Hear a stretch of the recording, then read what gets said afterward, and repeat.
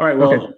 Welcome everybody. Thank you so much. We're going to dive right in because we've got only 30 minutes to focus on this. So I want to start by asking this question. And I asked this, maybe a query more than a question, but this is essentially something that was asked, a similar question to this was asked of us when we started talking about building data services in our Microsoft Cloud that would handle protected health information. So the question of, or the query of, give me all the medications prescribed with all the mammography imaging and their associated diagnostic reports for any patient older than 54 that has had a breast lump over the last 20 years. This is a complicated query. This requires filtering based on patient demographics, filtering based on diagnoses, asking for medications, asking for imaging data, asking for diagnostic reports. This is a surprisingly challenging query because the data comes from a lot of different systems and a lot of different places. And so our challenge is to answer this query. So as mentioned, I'm Doug Seven. I'm the general manager for what is called Azure Health Data Services. You may have experienced our product under a previous name, the Azure API for FHIR. Our FHIR server was our first product, and we've recently expanded that product. And we're going to talk a lot today about what we've done to expand that product into what we call the Azure Health Data Services. And let me start by a little bit of foundational work to talk about how we're approaching this problem. That query I mentioned was one of the challenges that was presented to us very early on, but it was in the context of what health organizations are dealing with today, whether they're health providers or health payers, clinical research organizations, pharmaceutical companies, any number of possibilities, but they're dealing with the same set of problems, which is a growing volume of data, an expanding variety of data, and a velocity of data based on things like connected devices that are sending data in real time. And the same questions we're getting asked repeatedly by all of these organizations that we talk to. How do I find out what data I have? How do I make sure my data can integrate and talk to each other? How do I know that I can trust my data? Is my data standardized and normalized and ready for analytics so I can use it to get some value out of? How do I give the people that need that data access to that data? How do I ultimately, all of these accrue to, how do I enable faster business insights? How do I create better clinical outcomes? And what in all of this is my compliance exposure? So this was sort of the foundational entry point for us, what the problem set that we were looking at and how we're going to approach this. And we kind of look at it, the problem as this flywheel, if you will, this circle of data where you have many systems of record that are generating data, EHR systems, PACS systems, demographic databases, CRM systems, whatever they might be. Those systems of record need to get their data into a place where you can deal with it and treat it as real world data, collect that data and use that data in a meaningful way. But what really needs to happen is the intelligence applied to that data to derive from that data real world evidence. What is that data telling me? What can I learn from that data? What can I derive from that data? And then most importantly, and where the flywheel really kicks in, is how do I then change things and take action, whether it's in clinical environments or operational environments? How do I take action to improve what I'm doing and feed that cycle again? And so this is how we were looking at addressing this space and what we were trying to do. So the result of this, the result of hearing customers talk about those queries, the result of hearing customers talk about their data challenges, and the result of looking at this flywheel and thinking, how do we participate? How do we help make this flywheel move faster? Was the result of that is what we call the Azure Health Data Services. As I mentioned, you may have heard of the Azure API for FHIR before. Think of this as an evolution of the Azure API for FHIR. And we're going to spend today kind of dissecting really quickly, because we only have a little bit of time, but we're going to be dissecting the Azure Health Data Services and looking at what they can do. And if all goes well, by the end of this, we'll answer that query by using these tools. So real quick, just what is the Azure Health Data Services? This is a managed service as part of the Microsoft Cloud. So Azure is our cloud environment for infrastructure as a service and platform as a service. The Azure Health Data Services is one of those services available in the Azure Cloud, discoverable in our portal and available worldwide. You can go into the Azure portal, you can provision it very quickly and easily. This doesn't require any special work. You go in, you fill in a few fields, and a few minutes later, you've got an instance of the Health Data Services up and running. We manage it for you. So we handle all of the deployment, the scaling, the uptime, the availability, the compliance work. It's high trust certified. It's in our HIPAA BAA. It is designed for protected health information. So it's quick and easy to use and get it up and running. Now that's some of the fundamentals of how any service would work. Within this service, we have 3 sub-services. You can think of them as, think of the health data services as a grouping of these health services that are much more specific. We have a FHIR service. In other words, we have a service that aligns to the FHIR specification and the FHIR standard. We have a DICOM service, one that aligns to the DICOM standard and uses DICOM web APIs to make data accessible. And we have a MedTech service that enables the connection of real-time devices into all of these other services. So in particular, you would have a device perhaps capturing, an example would be vital signs that you might capture once an hour. And then that device would send those vital signs up into the MedTech service. The MedTech service would transform those into FHIR observations and put them in the same FHIR data store as all the rest of your electronic health record data that you're persisting in the FHIR service. And so there's 3 services here. These services can be used independently or they can be used together. And we're going to talk a little bit about some different use cases where we have customers that are using one of these services and some examples where customers are using multiple of these services. So let's get into a little bit of maybe a slightly more technical view of what these services look like. And just a quick apology, it looks like the top bar of my computer is covering up the words generate, ingest, persist, query provision, and integrate. Sorry about that. But basically what we have here is on the left, our systems of record, the data generators. So data coming from applications, from clinical environments, from genomics data sets, from third-party data, wherever it might be coming from. And on the right-hand side are systems of engagement or things where you might want that data to be available, whether it's for analytics or for practitioner engagement or patient engagement, different portals, different applications, whatever it might be. The goal is consolidate the data on the left, turn it into valuable data, that real world evidence we're looking for, integrate it into the systems on the right so that you can turn that evidence into action. So the first thing we introduced as part of our health data services are the standards-based interfaces, the FHIR service and the DICOM service in particular. We approach this from a perspective of being unopinionated about the specifications. In other words, we implement the specifications as they're written.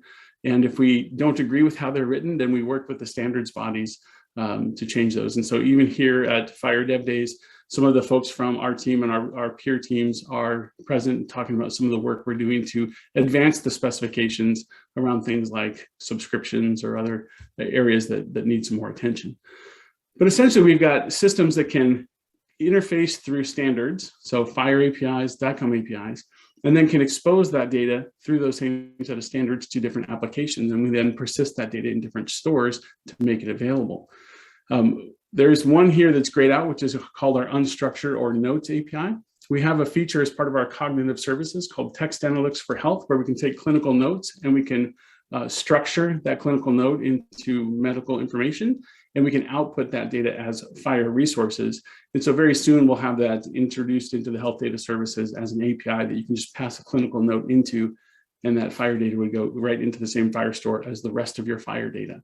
Similarly with DICOM, we have the ability to use DICOM services independently of anything else, but we also have the ability to integrate DICOM and FHIR together, where as DICOM instances come into the service, we can cast some of the specific information from the DICOM instances as FHIR data, as image studies, and put that in the same FHIR repository as everything else with references or pointers to the resources in that DICOM service, meaning that all of your data can come into one place. You can use those services independently, but you have a single place to query and ask questions. So when we get back to that complicated query that we looked at the very beginning, as we get back to the end, we're going to look at how these services work together to help us answer that query and look at that.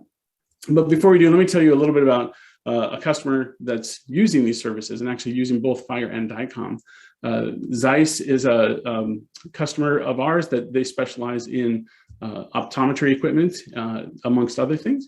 And they're doing work to integrate with our DICOM service to capture the imaging data that they're generating from their equipment, but also capturing the FHIR clinical data that's coming along with that DICOM data and in other places that that FHIR data might come from. They're using that to bring those data sets together and to apply machine learning and artificial intelligence to derive more value for their customers. So their customers who are using Zeiss equipment can get more value from software that's associated with that equipment using FHIR and DICOM capabilities as well.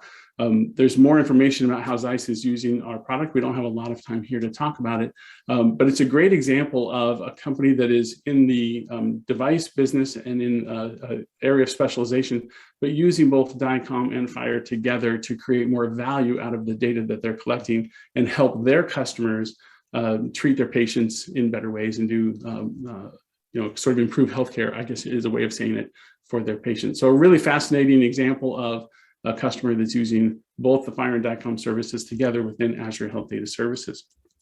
So if we return back to the diagram, I'm going to kind of walk us along a journey of how data moves from left to right. So if you think of these standard-based interfaces and the storage systems associated with them as being the center of the product, coming from the left is the data. So let's talk about how we get that data in.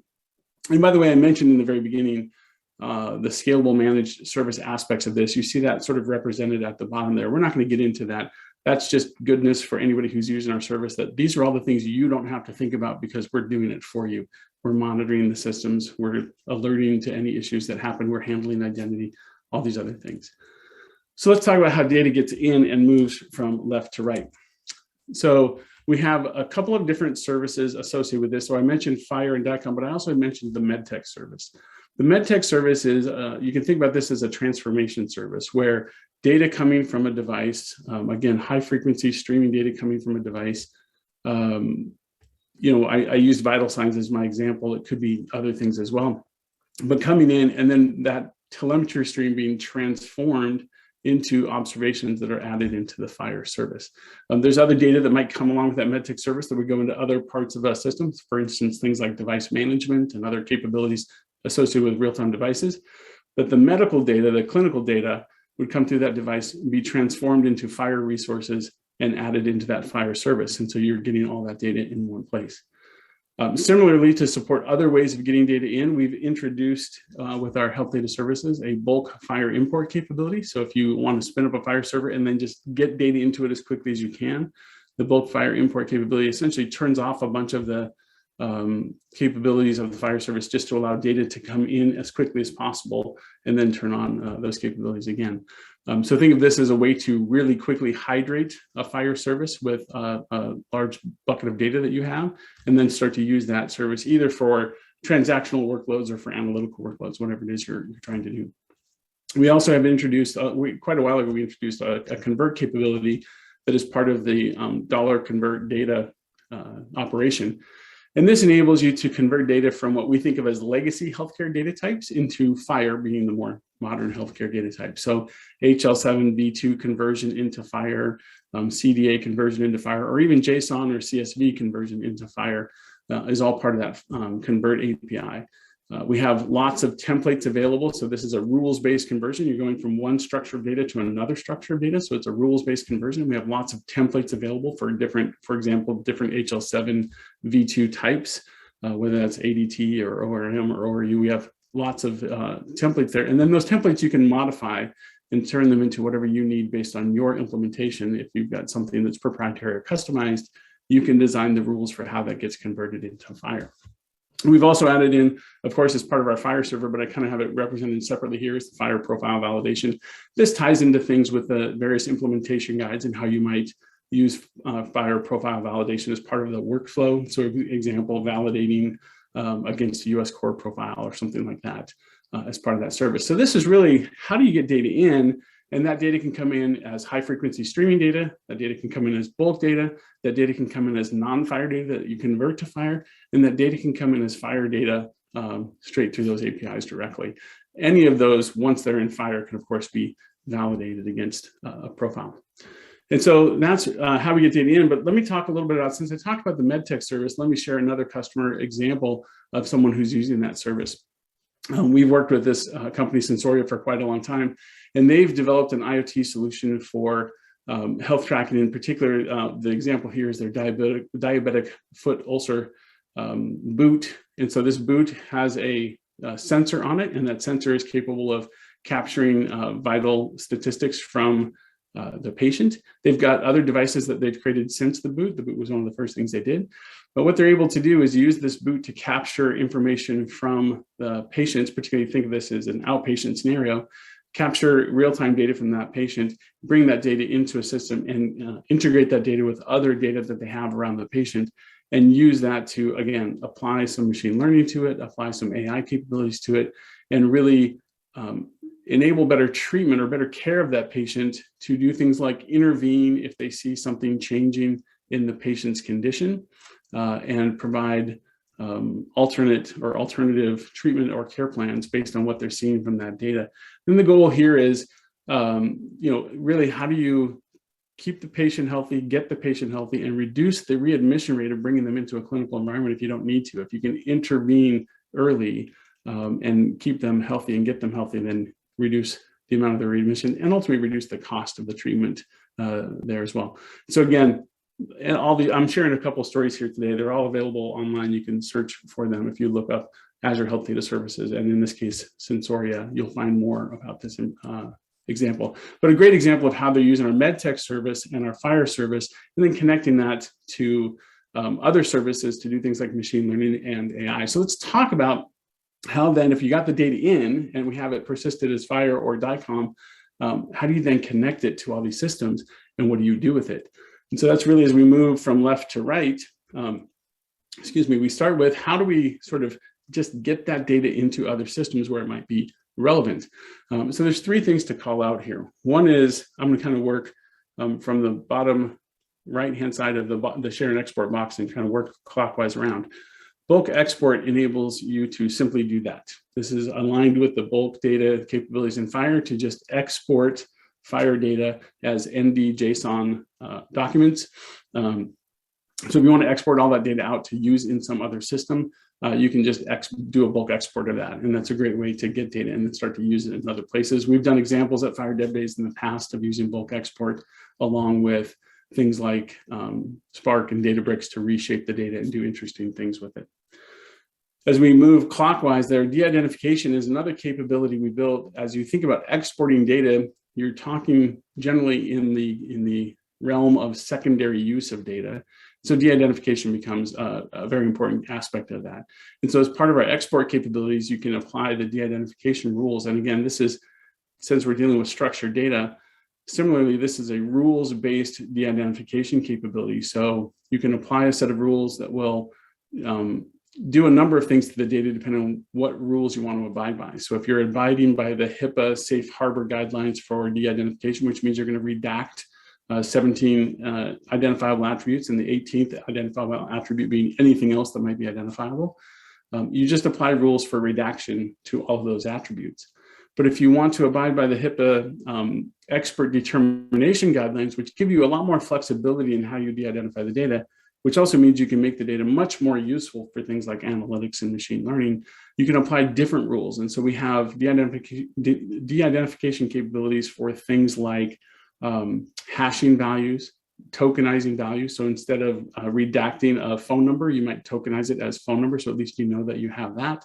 We have generalization capabilities. So you can do age ranges instead of ages. We have encryption capabilities, so you can encrypt something and then decrypt it again later once you've done something with it. So lots of capabilities there, date shifting to randomized dates, all these things.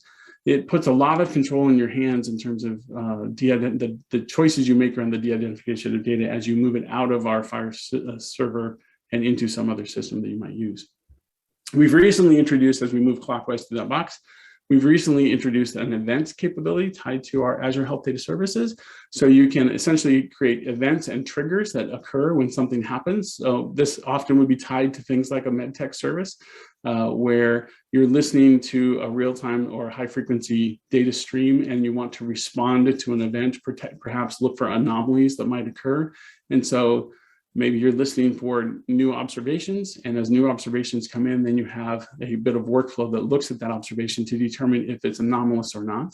And then you can trigger workflow from that. A good example of how you might use this is tying the events capability to our Azure logic apps capability to then run some workflow associated with that. So really kind of connecting the flow of this data into the workflow that you're going to use to automate a whole number of things that might be valuable to you. Those are all ways of kind of getting data out of the system and into other systems. We also have ways to help you with the analytics and visualization of data. And as I look at this box, I'm going to start at the bottom and work up. The Power BI connector is very important. We're going to see this in a minute.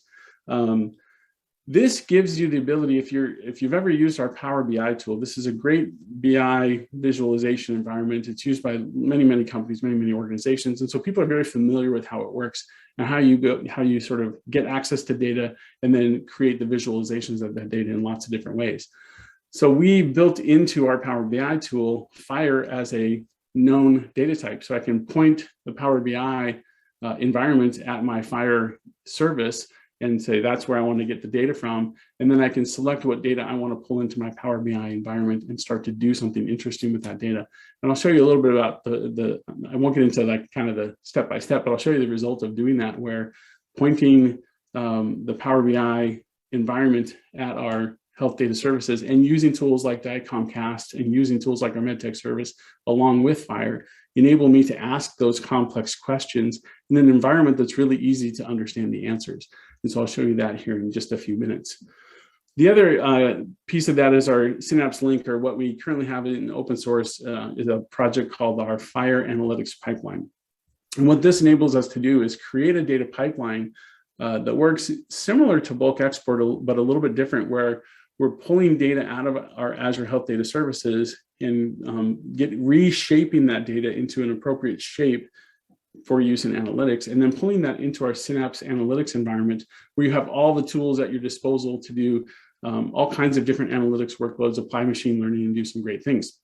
And so what we're essentially doing is the analytics pipelines are capturing data that you want from our services and reshaping that data into Parquet file formats and making that Parquet data available for tools like Synapse.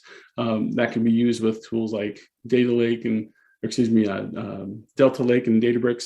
So there's lots of opportunity for how you would connect this data into these very powerful analytics environments where you can apply machine learning and apply analytics and do some really fantastic things. And that's a real key there in sort of the shaping of that data as Parquet file format, which is not part of the FHIR standard and not part of the DICOM standard, but really an interface into how do we integrate into all these other tools. So while our FHIR and DICOM services remain compliant with the data standards, these extra tools then enable you to connect into new environments and do more powerful things. And this is that cycle where you're going from your systems of record on the left, your real world data sort of in the middle here, and then transforming that data into real world evidence with tools like Synapse, tools like Power BI, tools like Delta Lake, and then integrating for real world action through all of these different applications that you might use, which include everything from Microsoft tools like Dynamics and Teams to your own custom created things like applications and portals that you might build, and even integration into EHR environments through things like Smart on FHIR, where you can tie that loop back. So what we really are trying to do is create this environment where you can use this data in a meaningful way and get value from the data and then integrate it wherever is valuable to you. And so that's been our ambition. So I want to share one more story, one more customer story here. Whoops, here we go. Humana is another customer that we've been working with for quite a long time in a number of different areas. And one of the things we did is we partnered with them on some research to look at how could they take the data coming from a number of different systems and build out essentially a longitudinal patient record from that, and then apply different AI techniques to it. They've got a long history in building different models and doing different things to make to be able to derive value out of their data. And I talk about value in the term of how do I improve clinical outcomes? How do I improve operational performance? How do I make humans healthier and better? So they've got a long history in building out these capabilities. And the partnership here was really, how do we use our tools like FHIR and DICOM and other things to bring that data in, create the longitudinal record of that data, and then apply their capabilities to it. Some tremendous results they got in terms of improving the performance of their models and getting better outcomes from that. So again, a great story to go read about. We've got a full write-up on it, but a great example of where, in this case, using all this data to create a broader view of a patient and then applying well-established models to it and improving the performance of those models and those capabilities. And so that kind of walks us through a bit here of what we've built in the Azure Health Data Services. This is a quick flyover because there's a lot of detail in this that we don't have time here today to talk about. But if you're in the room at Azure DevDays, I'm sorry I couldn't be there. I was hoping to be there in person, but it didn't work out. But there's lots of people from the Azure Health Data Services team on site at DevDays. So if people are in the room and there's anybody from our team, just raise your hand so everybody knows who you are. Lots of great people to go talk to and ask about this. And certainly you can reach out to us at any time. But I want to get back to where we started. So we looked at all of these things. We looked at how we take systems of record and capture it as data sets of real world data using all these different tools, and then how we apply capabilities to it to turn that into real world evidence and integrate it into systems to create real world action out of that. And so I want to loop us back to where we started, which was with this query that we've been challenged with early on. Give me all the medications prescribed with all the mammography imaging and their associated diagnostic reports for any patient older than 54 that has had a breast lump over the last 20 years. So how do we now, with all of these capabilities, answer this question? So let me slide over here to my other machine. And so what I've got here is, this is just a Power BI environment. I've already connected it to my service. So you can see I've got conditions, diagnostic reports, imaging studies, medications, medication requests, observations, patients, and practitioners. So I pointed this to my FHIR service. I chose the data that I cared about, and then I used that data to build out some visualizations of that data. In this case, nothing super fancy, a lot of text-based visualizations, but also a few controls. So let's talk about the query that I was looking for. I want to understand the medications, and I want to get the imaging studies and the diagnostic reports based on some patient qualifications. So the first one was patients over the age of 54. So I'm just going to take my slider here. Whoops, take my slider and oops, I'm moving the whole box. Sorry, my mouse is slow to respond here. Let me move the box back where it belongs. This is the beauty of the Power BI environment. You can just move things around. And I'm going to bring this up to, so over the age of 54 would be 55 and up. So I'm going to move that to patient ages of 55 and up. And hopefully we'll see some things change here. It looks like my Power BI environment might have stalled out. Sorry, I'm running a VM that can be a little bit sluggish. Let's see what happens if we have to refresh it, we will. So the other thing we were looking for was breast lump. So I'm going to do a search on breast lump. And so now we've filtered down to age of 55 and up with breast lump as a diagnosis. We have a small data set. In this case, we only have one patient. There's been 4 studies associated with that patient. So our patient is Sally Sim, age 70. This is, of course, all synthetic data. We wanted to know all the medications and all of the mammography imaging associated with it. So here we see levothyroxine is the only medication that's showing up for this patient. And then we see the imaging studies and we see the diagnostic reports. So we're getting all of the diagnostic reports. And then because this is connected to not only our FHIR API, but also our DICOM API, I can find those DICOM instances. So if I click on this link, in this case, we're using the OHIF viewer, which is an open source DICOM viewer. It points me to our DICOM service. So if you look in the URL, you'll see that there's a URL there, but within that URL, it says dicom.azurewebsites.net. That's our DICOM API endpoint. And I'm able to pull up that image study and look at that image study and then use all of the capabilities of the OHIF viewer to do anything I might do. And I can pull up any of these other image studies as well. So a really powerful way to use all of these things together. I want to kind of close out. I know we're at time. So I just want to close out by first saying thank you for attending this. And I'll throw up on the board or on the screen a bit of a summary of a bunch of the things I talked about today. So I'm not going to talk through the whole slide because I talked about a lot of these things, but I'll leave that sitting there. I think we're really tight on time, so I don't know if we have time for any Q&A, but I'll leave that to my moderators to let me know if we do. But if not, if there's people in the room that raised their hand and said, yes, I'm from the Azure Health Data Services team, swarm on them and ask them all the questions you have. And so with that, thank you very much for your time, and I appreciate it. Yeah. Yeah, thanks so much, Doug. We don't have time for questions. There were some questions in Whova, so we'll get those to you to be addressed. And then, as you mentioned, your colleagues are here to follow up on any in-person questions they have. Perfect. Thank you so much. All right. Thanks, everyone.